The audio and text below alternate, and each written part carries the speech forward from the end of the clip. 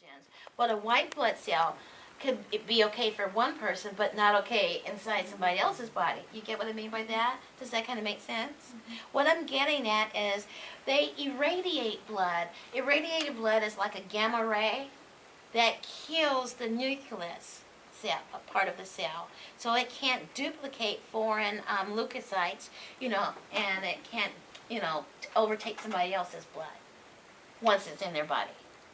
So If they didn't do that and they put it in there, the white blood cells from there would attack the body? Or duplicate something from the disease. from the donor. Oh, okay. Okay, which might not be good for that person.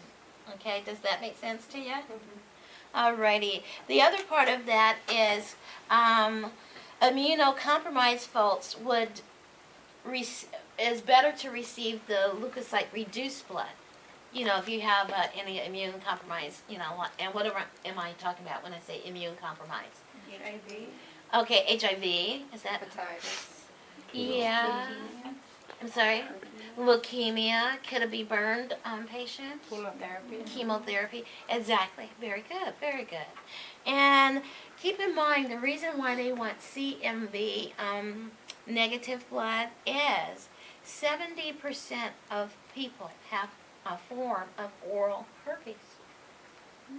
So, again, we want that to be taken away so we're not infecting people that are receiving blood. Does that all make sense to you? So do all three of those, the leukocytes reduced, all three of those tests get performed at the same time? Or does that gamma ray destroy all of those? Or what? I really don't know that process of that, if it's all at one time or if it's a process in itself. Okay. Alrighty. What does CMV stand for? Cytomegalovirus. Is that a bloodborne pathogen? Yes. Yeah, we're going to learn that because HIV, Yep, Beverly will be here soon. is coming in today. Does that all make sense to you? Okay, very good. So now what I want to do is kind of like mock the procedure for you, okay? Now I'm going to pretend that I'm actually going to be drawing this blood and go fill out the paperwork inside a hospital. Okay, you think a doctor's going to fill out paperwork? No. It could be the nurse, or who else does the, there's a title for a person that does the ward clerk. Ward clerk. Okay, fills out the paperwork. Another name for a ward clerk would be hospital unit clerk or unit secretary, okay? They're the ones that fills out the paperwork always, okay? So again, who will fill out this paperwork? The ward clerk. Very good. And we have to check, everybody's double checking somebody else. You get what I mean? So we have to read this and make sure it's filled out appropriately. And of course it would need to have a patient's full name, their date of birth, and an MRN number, okay? Now, on the lower part here, you'll see where it says on the very top, check one box only. You see that? Check one box only right here about midway. Right where my finger is. Now, why that is important is because you don't want one box to cancel out another box, or one box and the other, if you check another one, it doesn't make sense. It no longer makes sense.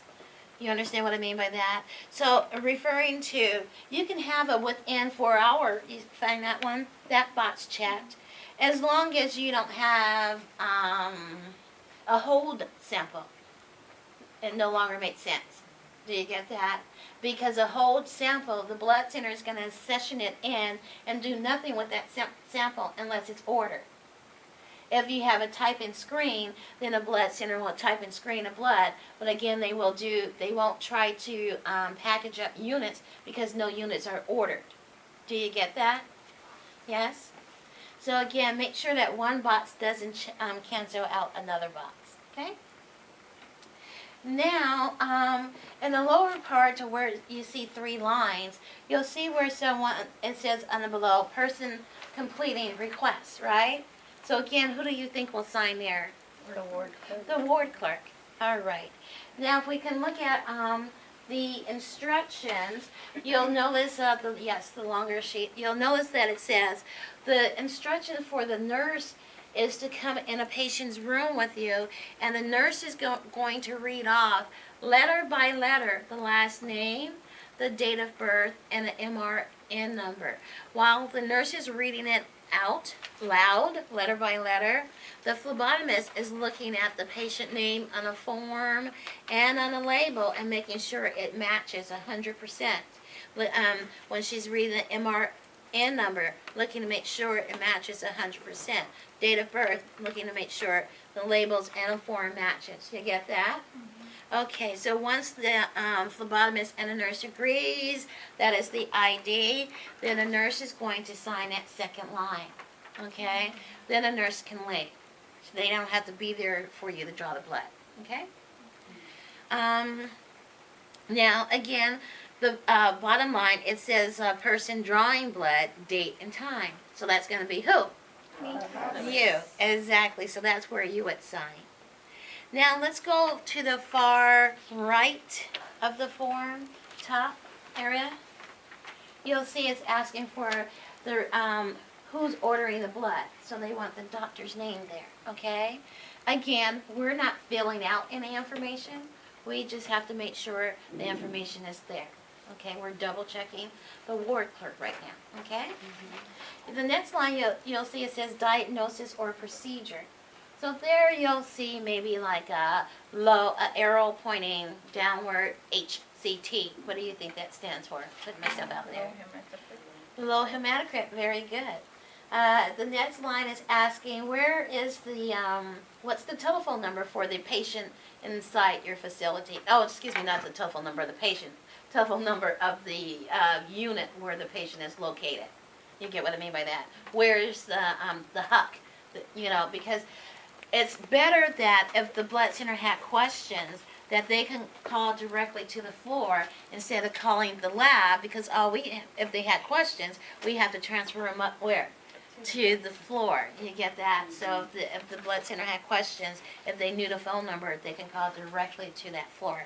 Okay?